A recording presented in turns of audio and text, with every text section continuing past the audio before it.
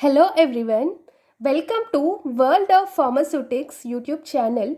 Today in this video I am going to explain what are the physico-chemical factors that affects the drug absorption. In my previous video I had explained one of the physico-chemical factor which affect the drug absorption, that is dissolution rate and aqueous solubility. Now I am going to continue the topic. The second physico-chemical factor that affects the drug absorption is particle size and the surface area. As we all know, the particle size of the drug molecule influences their dissolution rate. As the particle size decreases, the surface area increases and also the dissolution rate increases. But what are the types of surface areas? There are two types of surface areas. They are absolute surface area and effective surface area. What is the meaning of absolute surface area? It is defined as the total solid surface area of the any particle. Whereas effective surface area, it is defined as the solid surface area of the particle which is exposed to the dissolution medium.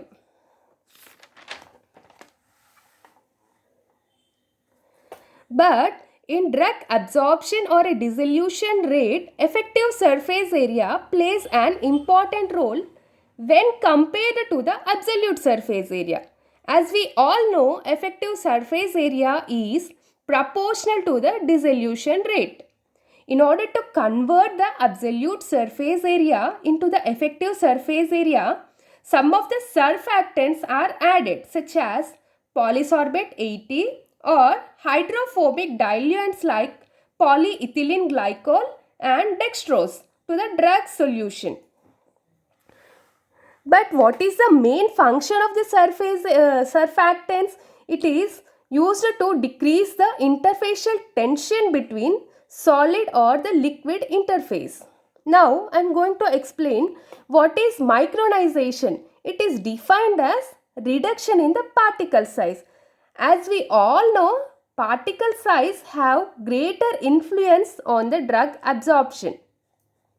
For example, the drugs which have less aqueous solubility, they show poor absorption. The best example is griseofulvin, chloramphenicol and tetracycline.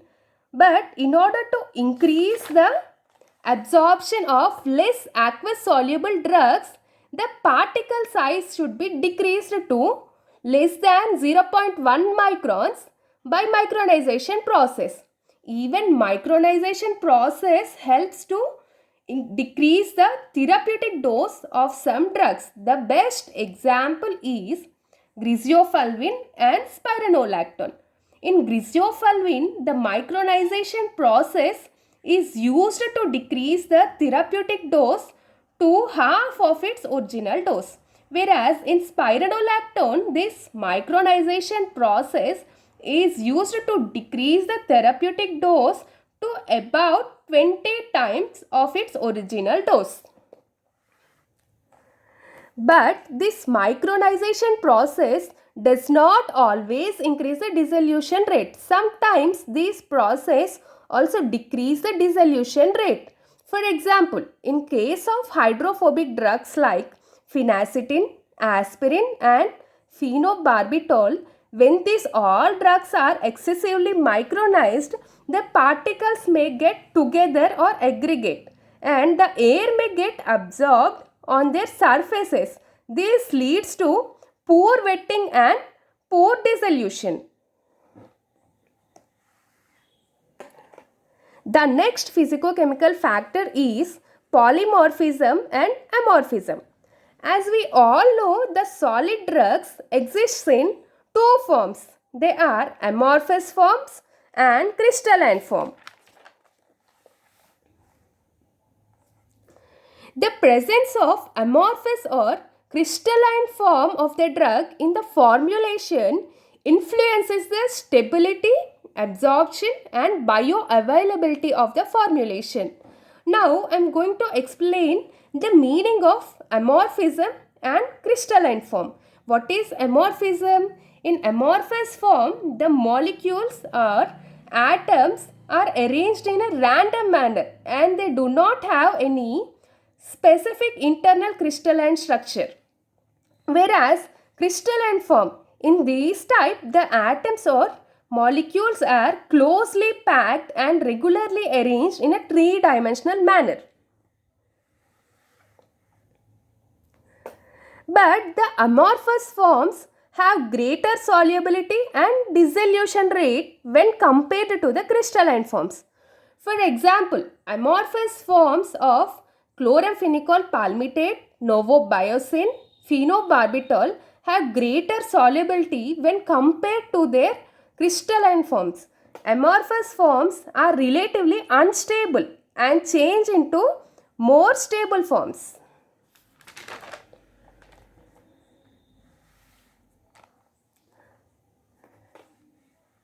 Now, I am going to explain what is polymorphism. What type of forms exhibits the polymorphism? The crystalline forms of the drug exhibits as polymorphs or molecular adducts or both.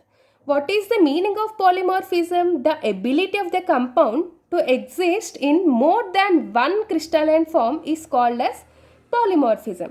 The polymorphic forms exhibit different crystalline shapes, stabilities, solubility, melting points and vapor pressure under different sets of conditions. And the polymorphs are of two types. They are monotropic polymorph and enantiotropic polymorph. The best example for monotropic polymorph is glyceryl stearate, and this glyceryl stearate is unstable at all temperatures and pressures. Whereas enantiotropic polymorphs, the best example is sulfur, and this sulfur can reversibly change from one form to another upon changing the temperature or pressure. Among all polymorphic forms of the compound, one form is physically more stable and this form is called as stable form, and other forms are called as metastable forms. The stable forms have less aqueous solubility, least energy state and highest melting points, whereas the metastable polymorphs have higher aqueous solubility, higher energy state and lower melting points. The metastable forms, due to their higher energy state, they have the tendency to convert to the stable forms and remain as a stable forms for a longer duration of time. The metastable forms, due to presence of higher aqueous solubility, they have good absorption rate. Therefore, metastable forms are commonly used in the formulation. For example, chloramphenicol palmitate exists in three crystalline forms. They are A, B, C, and from all three forms, form B is more soluble and therefore exhibits more bioavailability than the other forms. Also, metastable forms, upon prolonged storage, they may be converted into less soluble and stable polymorphs. The best example is cortisone acetate, exists as a polymorph of several crystalline forms of cortisone acetate. Crystalline form 5 is more stable and less soluble. Now, I am going to explain the fourth type of physico-chemical factor, that is pseudopolymorphism. As we all know, both the polymorphs and molecular adducts have the ability to incorporate the solvents into their crystalline lattice. See, this is one of the polymorphic form, and in this polymorphic form, the molecules or atoms arranged in the three-dimensional manner, and it has specific crystalline lattice, and these molecules have the ability to incorporate the solvent into them. When the molecular complex of the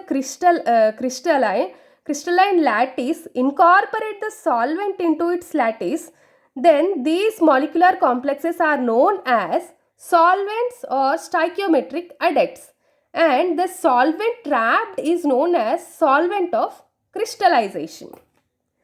And these solvates may exist in different crystalline forms known as pseudopolymorphs, and this phenomena is known as pseudopolymorphism. If the molecular complex which incorporate the water as a solvent into the molecular structures, then this complex is known as hydrates. There are three types of terms. They are anhydrous. That means the drug molecule does not associate with the water. And second type is monohydrate. Single water molecule is incorporated into the crystal lattice. Third type is dihydrate. Two water molecules are incorporated into the crystal lattice. As we all know, anhydrous forms have higher energy state, higher aqueous solubility, and dissolves at faster rate. Hence, anhydrous forms have higher bioavailability when compared to the hydrous forms. For example, anhydrous form of ampicillin and theophylline have greater solubility than mono and trihydrate forms. The fifth type is salt form of the drug.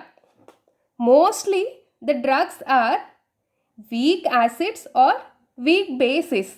Therefore, they are less soluble and have low dissolution rate and poorly absorbed.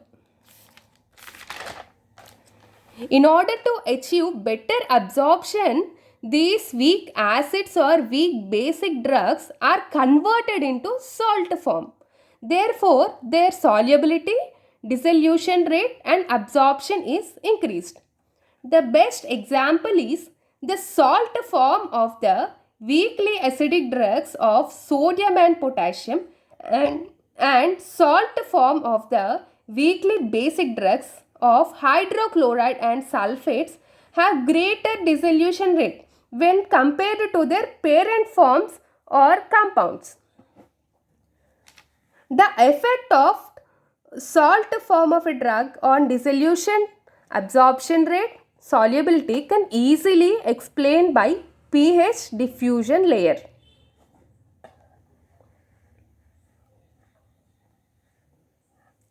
See, these are two types of molecules. The molecules of salt form of weak acid and molecules of salt form of weak base. And these are covered by diffusion layer. And in both type of the drugs, the pH is different. Every molecule of the salt form of weak acid is present in the bulk of solution, and the pH of the diffusion layer is always greater than the free acid. The increased pH favors the greater solubility, dissolution and absorption rate of the salt of the weak acid. On the other hand, every molecule of the salt of weak base present in the bulk of solution, the pH of the diffusion layer is lesser or lower always than the free base. This lesser pH enhances the solubility of the salt of the weak acid. The increase and decrease in the pH of diffusion layers of the salts of weak acids and weak bases is due to the neutralization action of strong base cations and strong acid anions present in the diffusion layer. In the GIT of the salt of weakly acidic drugs, due to the higher pH of the diffusion layer, undergoes diffusion rapidly and comes in contact with the bulk of GI fluid. The pH of the GI fluid is less than the diffusion layer, and this causes the conversion of the drug to its free acidic form. so that the salt form of the acidic drug is converted into the free acid form due to the presence of less pH of GI fluid when compared to the diffusion layer. This free acid is less soluble in GI fluid and precipitates into the fine particles. As we all know, the fine particles have larger surface area, and when they comes in contact with the GI fluid, the dissolution and absorption rates of the drug is increased. If you like this video, please like, share and subscribe World of Pharmaceutics YouTube channel.